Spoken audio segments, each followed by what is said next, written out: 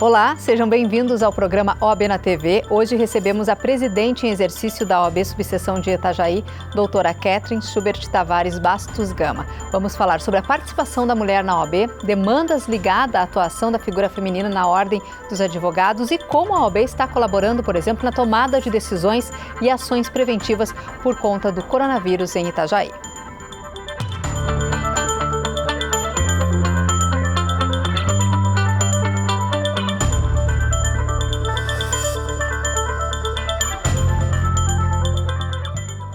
Além de acompanhar o programa na TV Câmara, você pode assistir as entrevistas completas em nossas redes sociais e no canal do YouTube da OAB Itajaí. Acesse também os nossos canais de comunicação. A OAB está no Facebook e também no Instagram. Olá, doutora Catherine, obrigada pela participação. Prazer te receber aqui. Olá, Ju. Olá, ouvintes, telespectadores. Doutora Catherine, essa semana, que a gente passada, a senhora acabou assumindo como presidente em exercício da OAB Itajaí, uma cerimônia emocionante, não só para ti, mas também para as pessoas que estavam lá. A gente quer começar a nossa entrevista falando desse momento especial. Afinal de contas, a senhora se torna a terceira mulher a assumir, né? Perfeito. Como é que foi? Então, o doutor Renato, nosso presidente, em razão do mês da mulher advogada, me propôs um período de 15 dias que eu assumisse a presidência.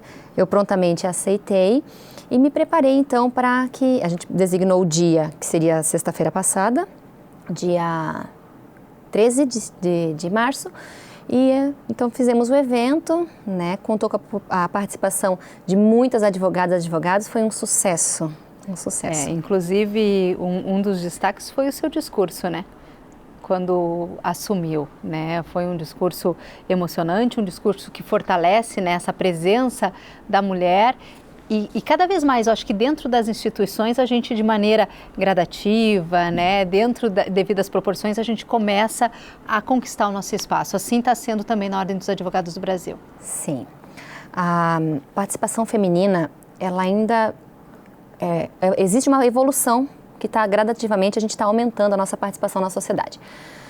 Ainda precisamos nós, mulheres, agir para alcançar o nosso lugar, para galgar o nosso espaço.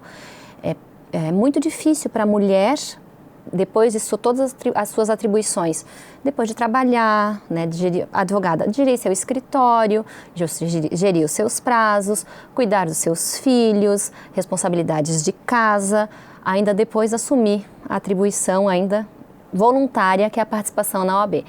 É um processo difícil, mas nós mulheres temos que fazer, nós temos que tomar a frente e fazer, porque se a gente não lutar pelo nosso espaço, muito difícil que isso aconteça num processo natural se não houver essa nossa luta. Agora, antes de a gente falar mais especificamente dessa posição da mulher dentro da OAB, a gente inclusive tem uma porcentagem que vem a mudar, que está prevista no estatuto, mas a partir do ano que vem ela realmente tem que ser cumprida dentro de alguns cargos.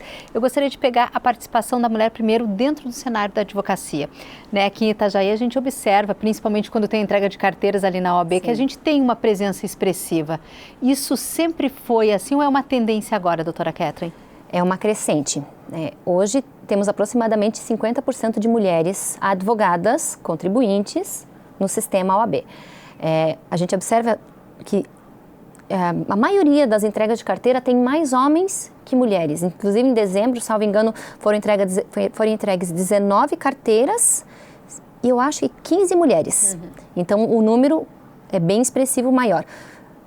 Alguns meses temos mais homens que mulheres, mas se a gente pegar a média histórica, a mulher tem entrado mais nos quadros da ordem. E quando essa presença masculina, dentro da advocacia, até porque não é puxar para o nosso lado, mas existem algumas habilidades femininas que contribuem muito dependendo da situação. Dentro da advocacia, como é que funciona esse papel da mulher, dessas habilidades na hora de uma solução de um conflito, de um caso? Em alguns momentos, realmente, esse papel feminino, ele se sobressai? Sem dúvida, sem dúvida. Eu digo que, isso foi, inclusive, eu falei no meu discurso, o homem complementa a mulher e a mulher complementa o homem. Então, porque a gente tem sensibilidade diferente, a gente vê diferente, a gente decide diferente, a gente pensa diferente e essa união é importante. Então, veja, no meu escritório eu tenho um advogado, o advogado homem, um estagiário homem e o resto todos, e dos demais todos mulheres. E isso dá uma sensibilidade. Às vezes, a gente precisa ouvir o advogado, que tem uma visão mais direta, e a gente é mais sensível. Então, por exemplo, casos de família, a gente tem um pouco mais de habilidade para resolver, eu verifico, né? Por conta dessa sensibilidade diferente. Não que seja dispensada, a gente precisa sim. No meu escritório, quando tem alguma coisa, eu ouço o meu sócio para verificar a opinião dele, né? Porque é importante essa interligação. Essa troca, né, de experiências e de perfis. Perfeito. Porque homem mais razão, Isso. mulher mais, né, na maioria das vezes, emoção. A gente tem, inclusive, um dado das Nações Unidas que estabelece que até 2030, né, o mundo alcance dentro das empresas, dentro das instituições, uma igualdade de gênero. Essa mesma pesquisa mostra que, até o momento, nenhuma empresa no mundo conseguiu. Então, a gente ainda tem aí 10 anos ainda pela frente para poder alcançar esse índice. Dentro das instituições também.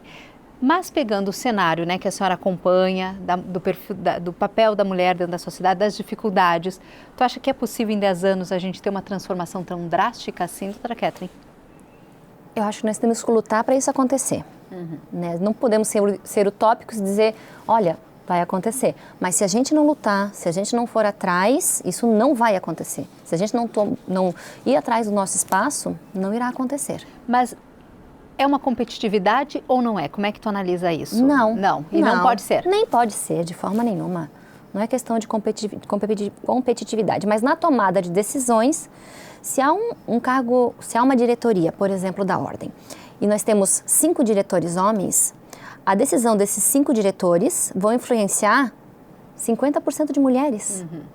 Né? Então, e se fosse o contrário também, não podemos ter uma diretoria com 5 mulheres. Porque vai acabar prejudicando o outro lado. Sim, né? prejudicando, mas ou favorecendo um lado, uma outra ala. Eu acho que não terá representatividade. Essa é a posição. Tem que ter representatividade, tanto da mulher quanto do homem. Né? E veja, a gente estava conversando sobre a alteração legislativa do entendimento da ordem. Desde 1997, tem uma previsão que diz que 30% dos casos, 30% das vagas devem ser direcionadas asseguradas por gênero, não diz mulher, gênero.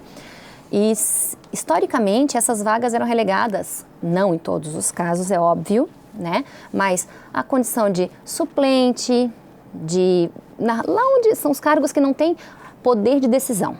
Né? Então, e a partir de 2021, há uma obrigatoriedade da ordem, pelo seu Conselho Federal, de que nas eleições de 2021, todos os cargos diretivos, incluindo o Conselho Federal, incluindo os conselhos seccionais, as diretorias, tanto da Caixa de Assistência quanto as diretorias da subseção e da seccional, haja a reserva de gênero de 30%. Por exemplo, se a gente pegasse hoje a diretoria da OAB, né, para a gente trazendo para a nossa realidade, quantas mulheres nós teríamos lá, se respeitasse essa regra? Há uma interpretação, há uma possibilidade de dupla interpretação, né? No meu entendimento, são 2 mulheres ou 2 homens. 2 homens. Não quer dizer que seja mulher ou que seja homem, exatamente. Mas seriam 2. 2. São 5 vagas, né? Então, no meu entendimento, 2 reservas para gênero. Isso para a mulher, né? Você fala na questão de garantir mais representatividade. Mas na rotina da Ordem dos Advogados do Brasil, o que tu acha que vai mudar se for 2 mulheres? Né, a gente pegando, então, porque na verdade o que a gente está tentando nesse processo é conseguir mais abertura. Isso é uma realidade, né? A gente não pode dizer que não existe, mas a mulher, em alguns cargos, ela é minoria. Sim. Né? E nesse da tomada de decisão, realmente, ela se torna uma minoria. Então, esses 30% levando em conta, favoreceria a nós mulheres. Sim, com certeza. Veja, por exemplo, a Ordem trabalhou no sentido de proteger a mulher grávida no acesso às dependências do fórum, detector de metal. O homem se preocupa com isso? Sim, se preocupa. Mas se tiver uma mulher lá dizendo, olha, eu me submeto, é muito mais fácil para a mulher. Né? Então, quando a gente tem uma reunião que envolve alguma demanda feminina, o Dr. Renato sempre chama as mulheres para participar. Por quê? Para demonstrar que a pessoa onde a gente está reunindo, que a mulher demonstrar as suas amarguras, o que é importante para a mulher. Então, na verdade, é como se ouvisse realmente o lado de quem precisa ou não daquele serviço. Exatamente. Seria essa a ideia. Já vale, então, a partir hoje, ela existe no papel. Ela passa a ser, então, uma obrigatoriedade, é isso? A partir de 2021, pela questão da anterioridade. Então, toda a regra eleitoral ela tem um prazo para entrar em vigor. Então, foi publicada em 2019, só a partir de como teve eleição em 2019, só a partir de 2021 é que se aplica essa regra. Tá certo. A gente vai para um breve intervalo, daqui a pouquinho a gente retorna com um segundo bloco, falando também como está a agenda, né, da doutora Kathleen nesses 15 dias. Afinal de contas, são 15 dias de muito trabalho, então a gente quer saber qual é a agenda para os próximos dias.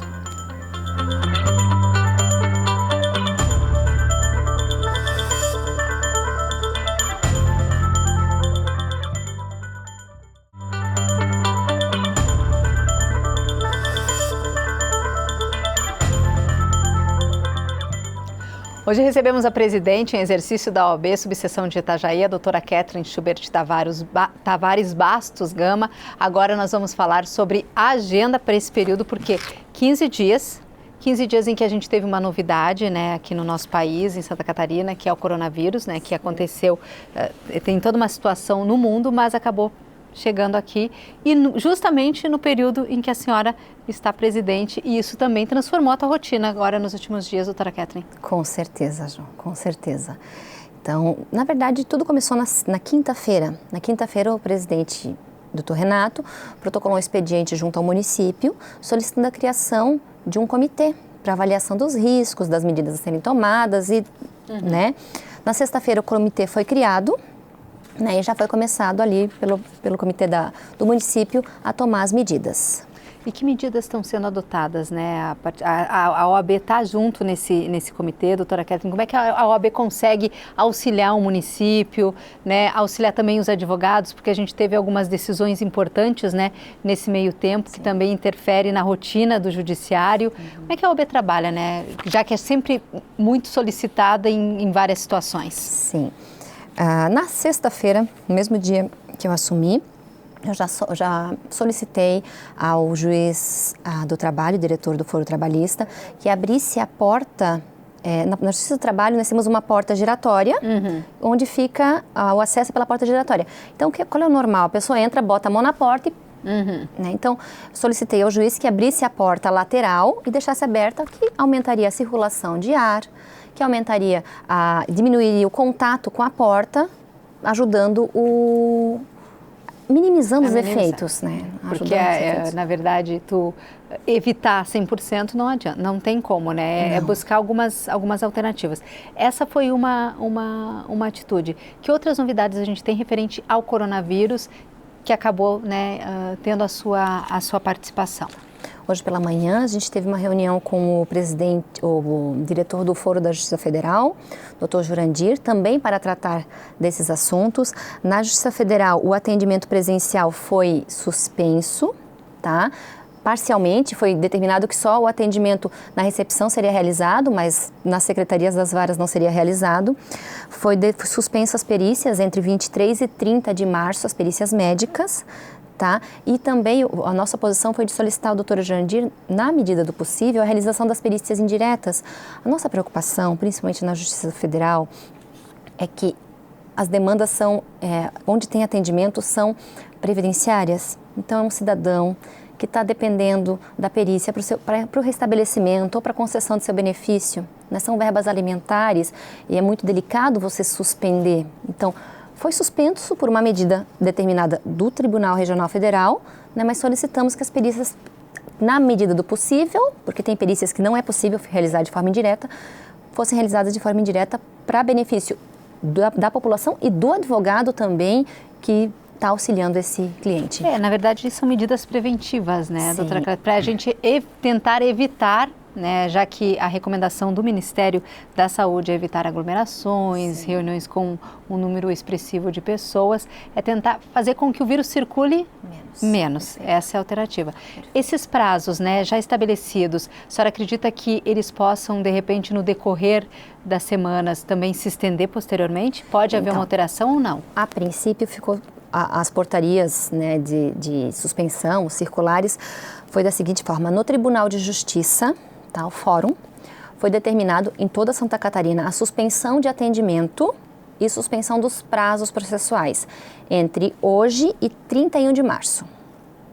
Tá? Até o final do mês, então. Até o final do mês. E na Justiça do Trabalho também, hoje saiu uma determinação de suspensão do atendimento entre 17 de março e 17 de abril. Essas medidas foram tomadas nas respectivas datas, né? Pode ser que mais chegando de repente próxima pode até data, reduzir.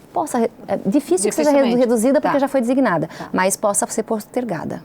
Doutora, além dessa questão das demandas referentes ao coronavírus, qual é a agenda, né, da presidente Kathleen durante esses 15 dias? Que outras demandas a senhora gostaria, né, de poder acompanhar e de, inclusive, levar como bandeira dentro desse período que a senhora está como presidente? A gente está esse período trabalhando na questão de do aumento da utilização de tornozeleiras eletrônicas com a doutora Cláudia, que é a juíza da execução penal.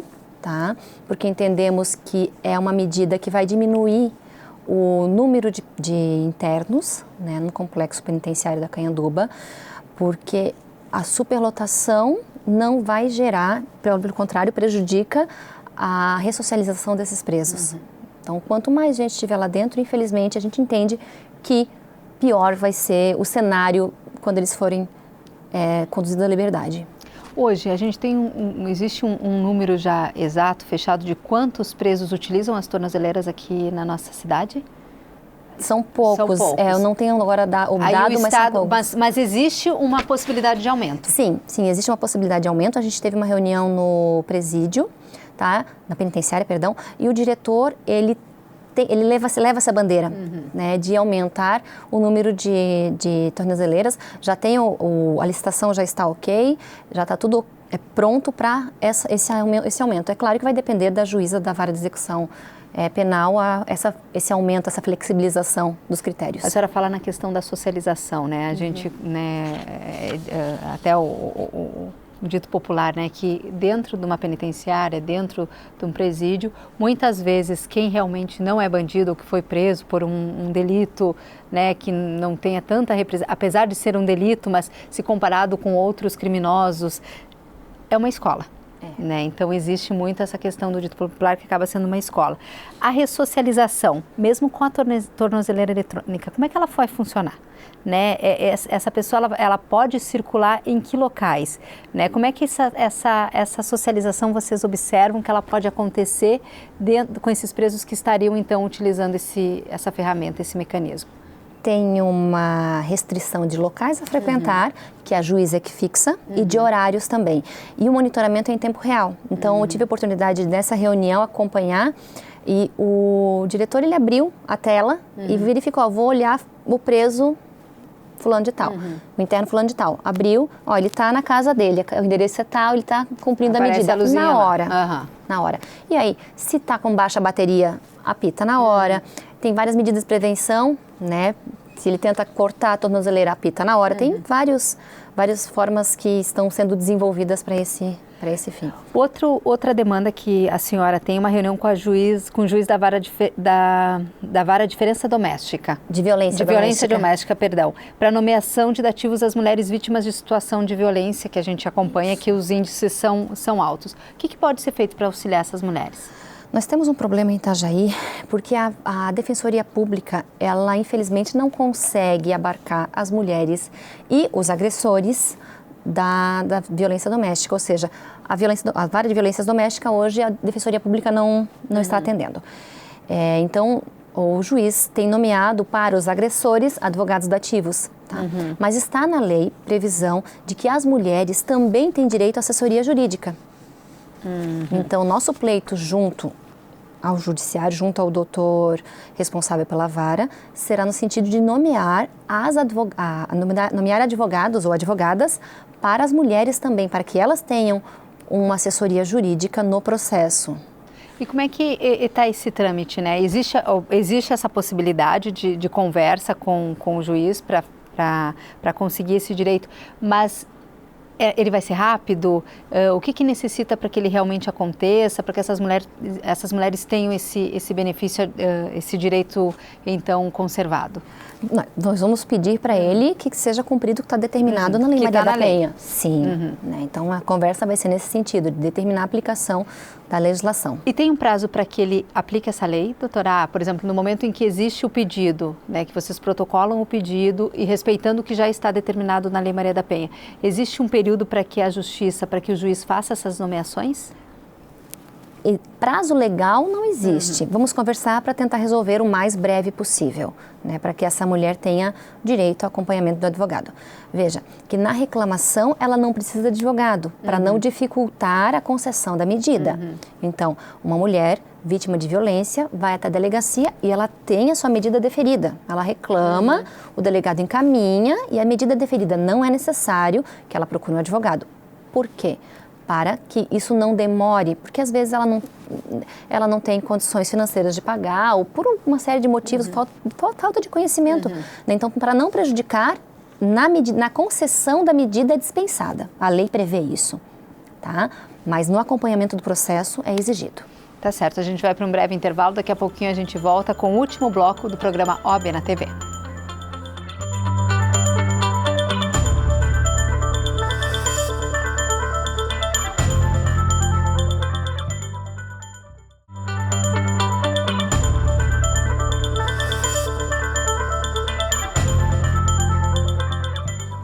Retornamos com o último bloco do OAB na TV, hoje conversando com a presidente em exercício da subseção aqui de Itajaí, a doutora Catherine Schubert Tavares Bastos Gama. Nesse último bloco a gente vai dedicar a essa questão da violência doméstica, violência contra a mulher, inclusive a OAB, né, os profissionais que atuam dentro que fazem parte da ordem, advogados, sejam homens ou mulheres, prestam também assistência a instituições aqui da nossa cidade e também da região, e uma delas é a Casa das Anas, né, doutora Catherine, que a senhora também atua e que a gente gostaria de entender, né, como é que ela funciona, porque muitas pessoas conhecem, outras não conhecem. É uma casa que recebe, é uma casa que presta só atendimento jurídico, o que é, né, a Casa das Anas? A Casa das Anas, ela é um local onde é recebido a mulher vítima de violência doméstica com os seus filhos, né? Então, ela não é a primeira medida, tá? A primeira medida seria o afastamento da mulher do lar, ela vai para a casa de um parente, né? Alguém que acolha ela. Não havendo, ou então sendo risco iminente, porque há casos de risco iminente que se o agressor sabe onde ela está, vai atrás dela. Nesse caso, a Casa das Anas acolhe essa mulher com os seus filhos. Esse é o diferencial. Ela inicialmente tinha em Balneário Camboriú. Ano passado ela foi inaugurada na nossa cidade, aqui em Itajaí. Fica naturalmente num lugar sigiloso, né, para evitar qualquer ação de eventual agressor. Qual é o papel, né, de vocês, advogados, porque é de forma voluntária, né, que vocês estão auxiliando, mas como é que essa demanda chega para os advogados que prestam essa assessoria voluntária na Casa das Anas? Quando foi inaugurada, a psicóloga da Casa das Anas, numa reunião da rede de assistência, da qual eu faço parte, a rede de assistência às pessoas em situação de vulnerabilidade em Itajaí, ela me solicitou. Disse, olha, a gente está com dificuldade de atendimento jurídico, a gente gostaria de ver orientação para as mulheres, eventualmente até as ações, a representação nas ações de guarda, de fixação de alimentos. É possível, porque eu sei que tem a defensoria, mas alguns casos a mulher não pode sair porque ela tem medo, né? Então ela está em risco, como a defensoria vai atender? E segundo, às vezes ela tem dificuldade também, né, de ir até a defensoria. Então, a Roberta conversou comigo e eu, dentro da ordem, levantei alguns advogados dispostos a ajudar. E veja, não são só mulheres. Não são só mulheres. Há homens também que ajudam, né? Então, a Roberta liga, temos uma acolhida para atendimento. O atendimento também pode ser, por exemplo, no direito à creche, porque a mulher vítima em situação de violência tem prioridade na vaga de creche. Pode ser na fixação de guarda, na fixação da regulamentação dos direitos de visitas. Então, a gente faz esse trabalho voluntário para essas acolhidas. Acompanha ali naquele momento ou depois dá prosseguimento também, doutora? Vai até o fim acompanhando essa mulher? Dá o fim. A não ser que ela peça o subestabelecimento para algum outro advogado, mas no meu escritório, a acolhida está acolhida, entrou, né, eu entrei, vou até a casa, atendo ela, pego os documentos, interponho o processo e muitas vezes ela sai da casa nesse período, que o processo às vezes demora um pouco mais de tempo, né? E a gente acompanha ela até o final. É um trabalho voluntário, porque hoje nós temos, em Itajaí nós temos a Defensoria da Ativa, então não há remuneração, impedimento legal de remuneração aos advogados. E mesmo, né, vocês prestando esse serviço, né, voluntário, existe a possibilidade de ampliar para novos advogados? Existe uma demanda para novos advogados estarem trabalhando junto com vocês dentro da Casa das Anas para ajudar essas mulheres? Com certeza. Porque a gente sempre precisa, né? Veja, às vezes eu atendo 2 a 3 demandas no mês no meu escritório. É um fluxo alto, né? Então, se a gente conseguisse pulverizar, mais pessoas ajudariam e que sobrecarregaria menos quem se propõe a ajudar. Quando a gente fala na questão da violência doméstica, né, a senhora que acompanha lá a Casa das Anas, tem esses atendimentos. Hoje, quando eu falo em violência doméstica, qual é, vamos dizer assim, o índice maior de violência contra a mulher? É a psicológica? É a física? Pela tua vivência, né, que tu tem como profissional e acompanhando a Casa das Anas. Eu acho que o que chega para nós é a psicológica, é a física. É a física, né? Mas muitas vezes a mulher sofre violência psicológica durante anos e ela não tem a percepção dessa informação. Ela entra numa rede de emaranhado que ela não tem noção da violência que ela está sofrendo.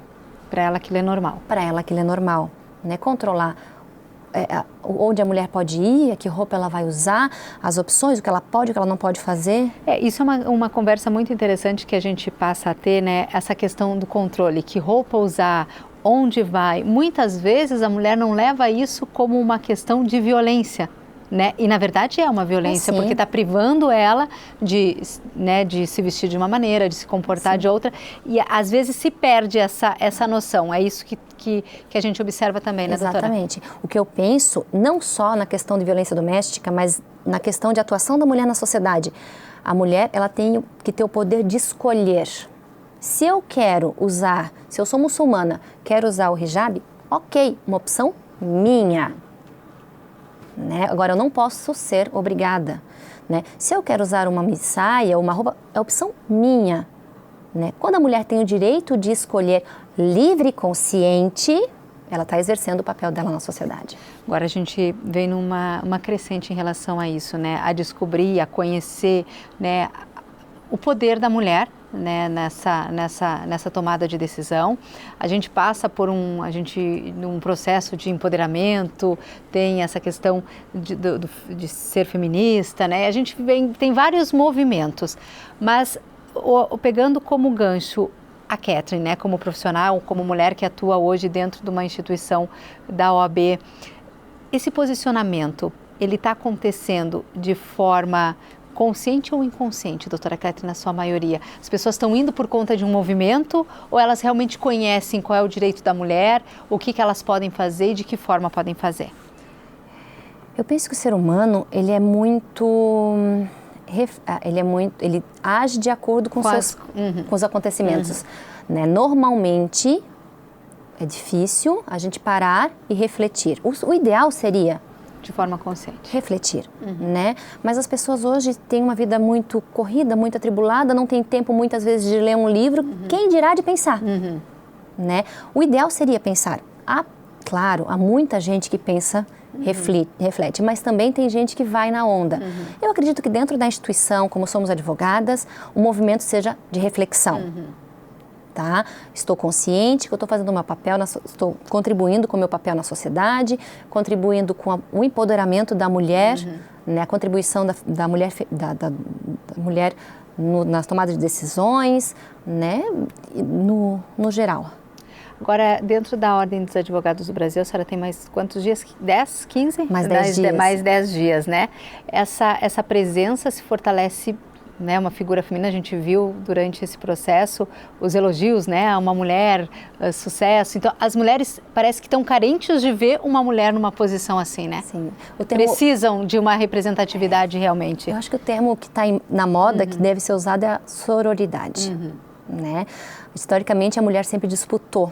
E hoje há uma mudança de consciência e mudança de paradigma. Né? Então, vou ajudar minha colega porque vou ser beneficiada.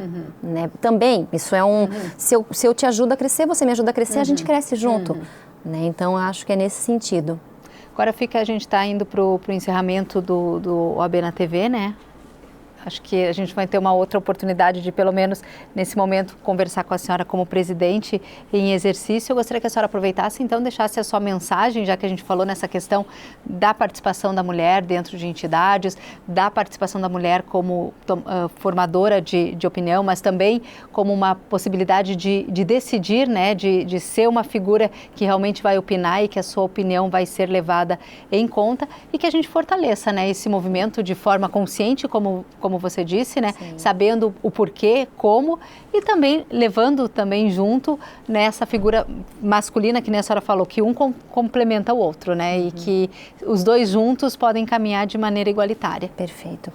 Eu gostaria de encerrar com inspirada numa parte do discurso que eu tive de posse, onde eu disse que eu tive a sorte de acreditar em mim antes que eu mesma acreditasse.